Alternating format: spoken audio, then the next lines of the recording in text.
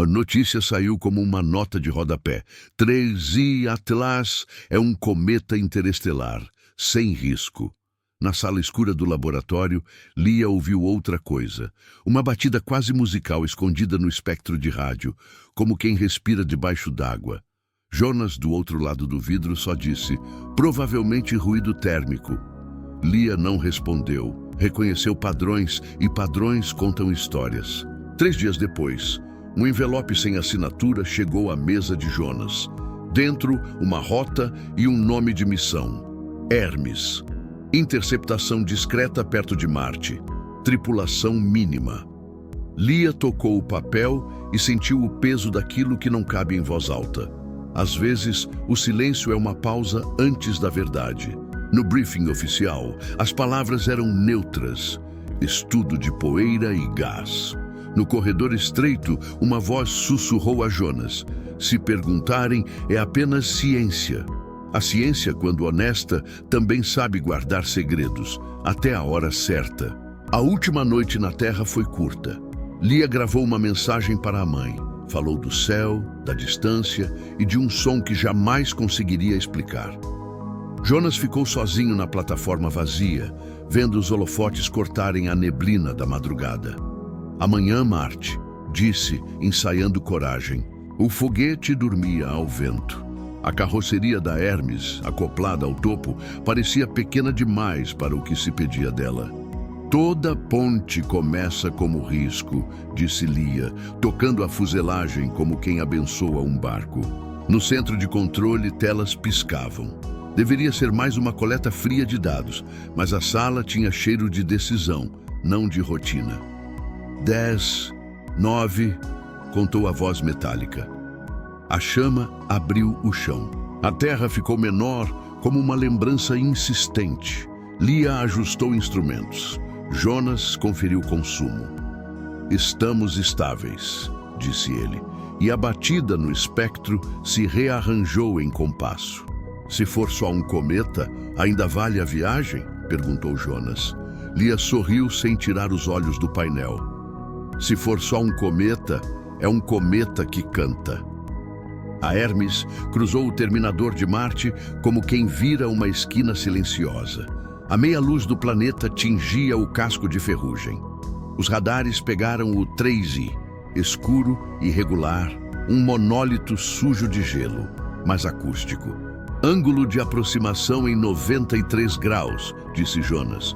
Velocidade relativa reduzindo. Lia sentiu uma vibração leve no casco. Coisas antigas vindas de fora exigem delicadeza, o que durou bilhões de anos quebra fácil. O 3i parecia feito de escamas foscas, sem cauda visível. Atividade mínima, registrou Jonas. Lia ouviu silêncio. Um silêncio que organizava o espaço, como se tudo obedecesse a um metrônomo oculto. Vamos ancorar! As arpões dispararam, cordoalhas tensionadas, micropropulsores sussurrando correções. A Hermes tocou a superfície com cuidado de cirurgião. Gravidade quase nenhuma. O primeiro passo de Lia foi um flutuar controlado. O pó levantou-se em nuvem lenta, cintilando como poeira de igreja antiga. Jonas fincou a baliza sismográfica. O chão devolveu um eco limpo demais para a rocha porosa. Lia olhou para ele. Escuta. Ele escutou. Não era só eco, eram harmônicos. Se a casca canta, algo dentro está afinado, disse Lia. Jonas assentiu sem humor. Ou alguém afinou um dia. O scanner de penetração revelou geometria sob a crosta. Hexágonos, anéis, corredores. Cometas não fazem corredores. Não é um cometa, sussurrou Lia. Abriram um poço com um jato de gás frio, dissolvendo a casca vítrea em filamentos. Debaixo, uma matéria negra, quase orgânica, que devolvia a luz em tons verdes discretos. Lia desceu primeiro, presa em 2 cabos.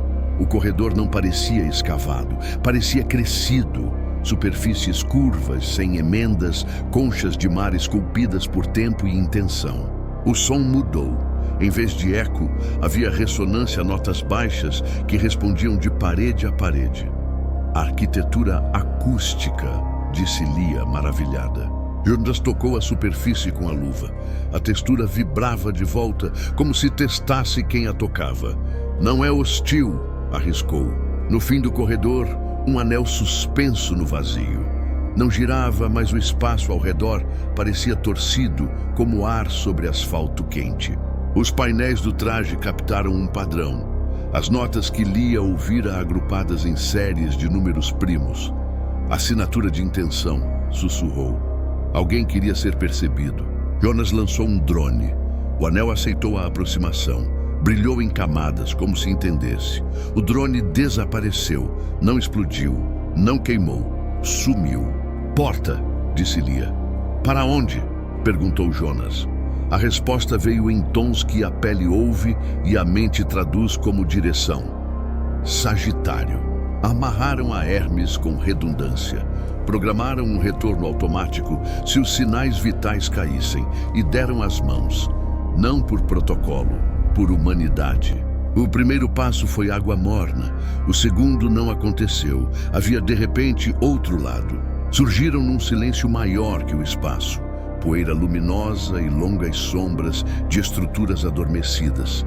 Um sistema distante, frio, sob um sol pálido. À frente, órbitas quebradas, anéis que um gigante partiu com a mão. Cascos de outras arcas, algumas abertas, outras fechadas como sementes. A leitura do plasma local era outra, metano fino e névoa fotônica que respondia à luz como cardumes. O vento estelar cantava outra tonalidade. Estamos longe demais, disse Jonas. Lia não riu, ouviu a mesma batida, agora com coro. Um planeta surgiu, com auroras vastas e mares de gelo cinza. Ao redor, monólitos em órbitas estáveis, guardiões que nunca dormem.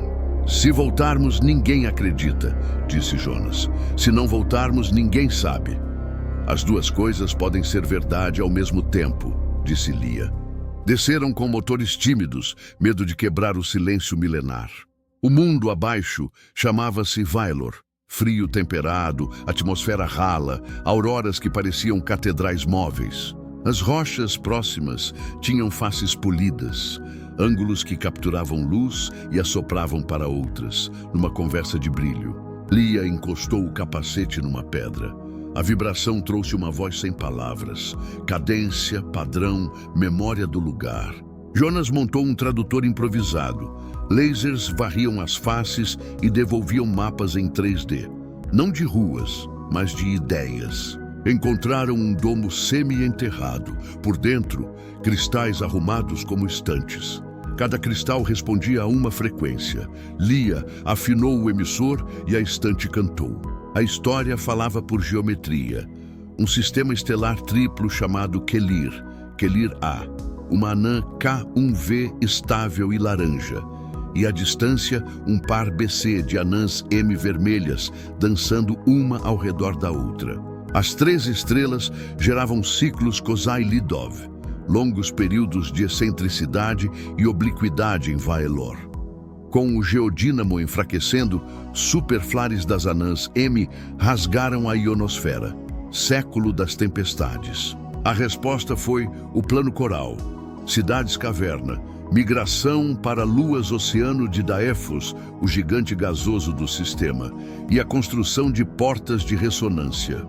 As arcas semente foram lançadas sem tripulantes, carregavam linguagem, mapas e método de escuta.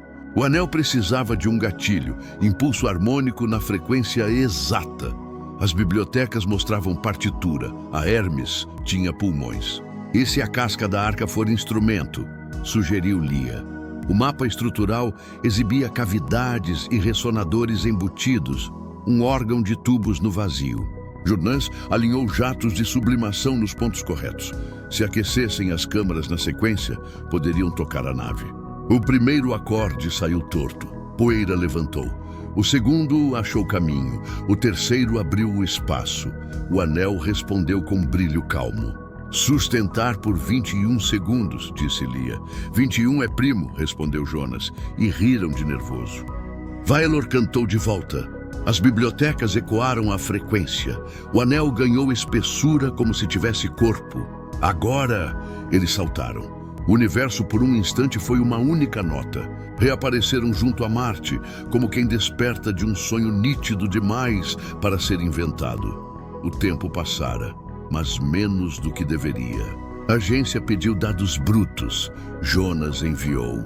Logo depois a ordem: aguarde, não transmitam imagens. Lia colocou um cristal de Vaelor no receptor.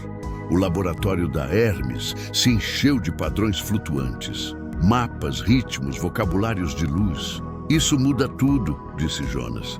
Isso muda a escuta, corrigiu Lia. Nova mensagem da Terra. Retornem com prioridade. A imprensa indagará sobre a cauda. Diretriz, narrativas conservadoras. Se dissermos tudo, viramos ruído, disse Jonas. Se calarmos, viramos sombra. Lia pensou nas bibliotecas que cantam só para quem quer ouvir. Gravaram uma mensagem bifurcada. Versão técnica limpa e outra escondida em harmônicos na própria transmissão. Se alguém escutar com atenção, vai encontrar, disse Lia. Talvez a regra do universo seja essa. A verdade exige ouvinte. Enviaram e ficaram olhando o vazio como quem lança garrafas ao mar.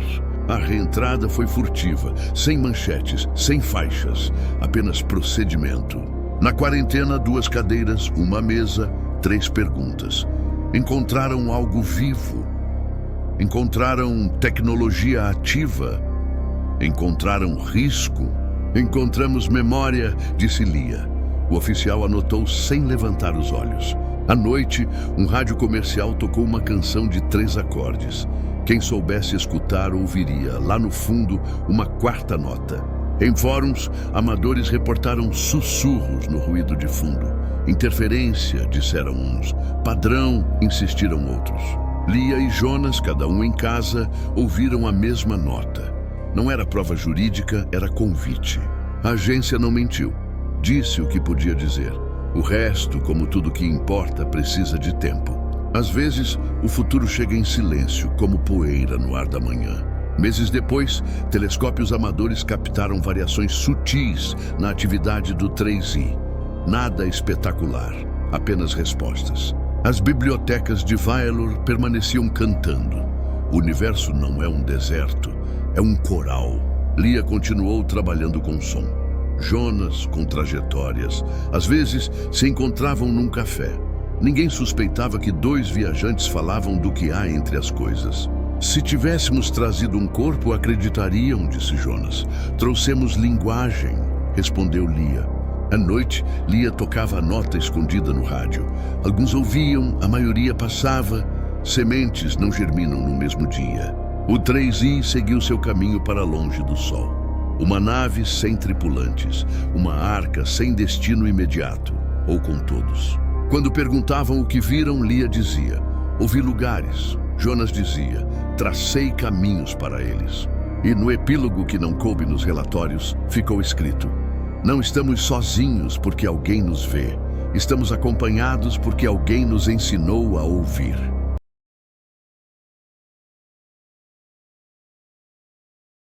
Olhe para o céu. A nossa galáxia, a Via Láctea, contém algo em torno de 100 a 400 bilhões de estrelas. Cada uma dessas estrelas pode, ao menos teoricamente, ter um ou mais planetas em zona habitável, mundos que poderiam abrigar vida ou consciência. Agora, vá além. Há estimativas de que existam até 2 trilhões de galáxias observáveis no universo. Multiplique. Estrelas por galáxias. Planetas por estrelas. Você desliza para números que ultrapassam qualquer escala humana. E aí surge o 3i Atlas, um objeto que chegou até nós de fora, possivelmente com o dobro da idade do nosso sistema solar. Um mensageiro silencioso de eras que não vivemos. Se assumirmos que, mesmo que conservadoramente, apenas uma fração ínfima dessas estrelas abriga civilizações ainda assim, a probabilidade de estarmos sozinhos torna-se extraordinariamente pequena. Mas há um paradoxo. A vastidão do cosmos nos coloca muito distantes de quase tudo. O silêncio aparente, nenhuma resposta clara, nenhum alô, deixa o mistério profundo. E o 3i Atlas, Essa arca que escutamos parece dizer: não importa se eu viajei bilhões de anos-luz, o verdadeiro salto será quando você ouvir. Paulo Coelho já dizia que o universo conspira a favor de quem sonha. Aqui talvez a lição seja: o universo não só conspira, ele sussurra. E nós precisamos aprender a escutar.